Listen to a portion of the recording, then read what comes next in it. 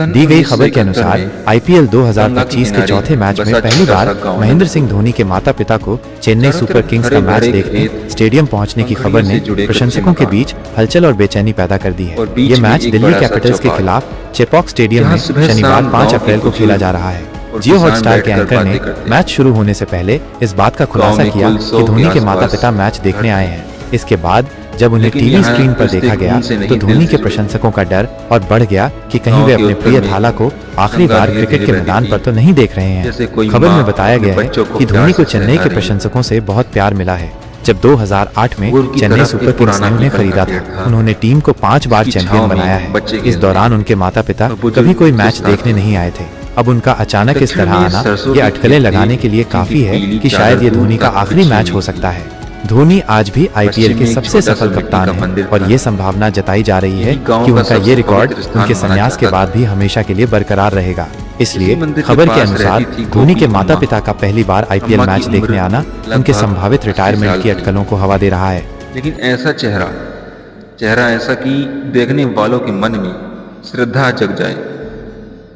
सफेद साड़ी में लिपटी, सिर पर पल्लू, माथे पर चंदन का तिलक और आंखों में ऐसी गहराई जैसे अनगिनत वर्षों की भक्ति का सागर उनमें समा गया हो। अम्मा का घर मिट्टी और लकड़ी से बना था। इसमें 2 छोटे कमरे और एक आंगन था।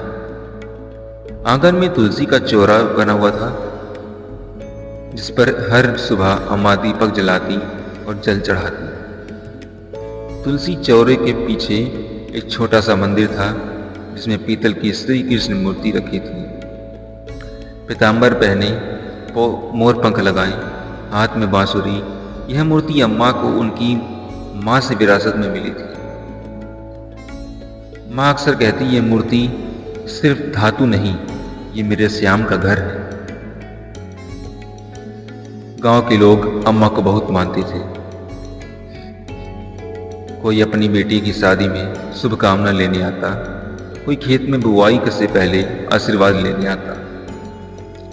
बच्चे उनके पास कहानियां सुनने बैठते और वे बांसुरी की मीठी धुन सुनाकर व्यापार युग की कथाएं सुनाती।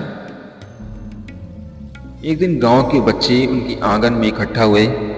मोहन नाम का लड़का बोला, अम्मा, क्या कृष्ण सच में बांसुरी बजाते थे? अम्मा मुस्कुराई, अरे बेटा, बांसुरी तो उनकी आत्मा की आवाज है, जो सुन ले उसका दिल हमेशा के लिए बदल जाए। सुबह 4 बजे अम्मा की नींद खुल जाती।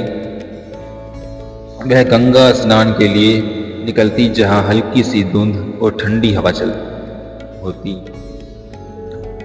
गंगा किनारे वह पहले जल को प्रणाम करती, फिर स्नान करके गोविंद बोलो हरि गोपाल बोलो गुनगुनाते हुए वापस आती। पर लौटकर तुलसी को जल चढ़ाती, मंदिर में दीपक जलाती और कृष्ण मूर्ति को ताजा फूल पहनाती। उसके बाद घंटों भजन कीर्तन चलता। श्याम तेरी चुंदी बांसुरी वाले, जन्म जन्म की होली खेले।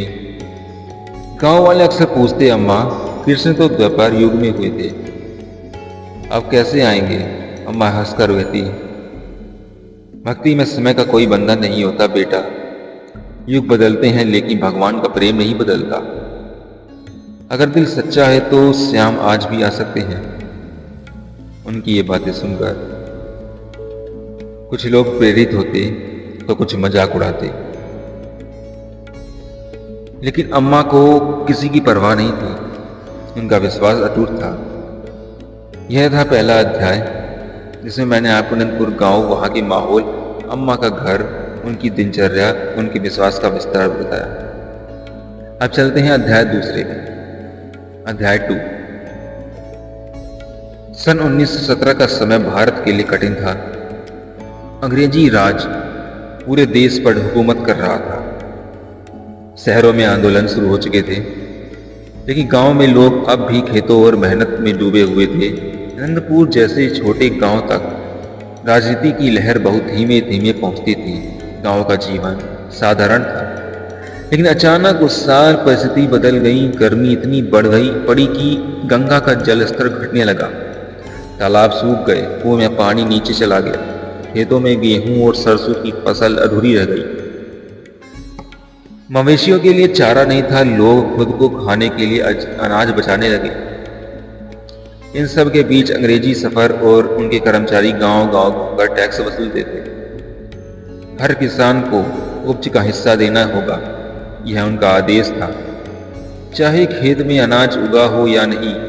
गांव के चौपाल में किसान इकट्ठा हुए। राम सिंह, जो गांव के प्रधान थे, बोले, अगर हम टैक्स नहीं देंगे तो हमारी जीवन जमीन छिन जाएगी। गांव के लोग चिंतित थे। अम्मा यह सब सुन रही थी। वह शांत स्वर में बोली, जमीन भगवान की है और फसल भी वही देते हैं। जिनके ऊपर भरोसा करोगे वही मदद करेंगे। दिन ब दिन हालात बिगड़ने लगे। बच्चे रोते हुए, अपनी माँ से रोटी मांगते हुए, लेकिन घर में सिर्फ मुट्ठी भर अनाज बचा था। गांव के बूढ़े बुजुर्ग कमजोर पड़ गए और कई परिवार शहरों की ओर पलायन करने लगे। एक शाम जब सूरज ढल रहा था और आसमान लालिमा से भर गया था, गांव की औरतें अम्मा के आंगन में आईं। अम्मा, अब क्या करें? एक महिला ने कहा। अम्मा ने तुलसी के चौरे के पास बैठकर कहा, श्याम आएंगी, बस मन को हारने मत दो। लेकिन औरतों के चेहरों पर निराशा थी। अगले दिन अम्मा ने गंगा किनारे जाकर लंबा भजन कीर्तन किया। उन्होंने हाथ जोड़कर कहा, प्रभु, ये आपका गांव है, आपके लोग हैं, हमें मत छोड़ो। गंगा की लहरें जैसी उनकी प्रार्थना सुन रही थी। हवा में हल्की सी बांसुरी की धुन आई, लेकिन अम्मा ने सोचा शायद यह उनका भ्रम था। उन्हें नहीं पता था कि यह तो आने वाले चमत्कार की आहट थी। अगर आप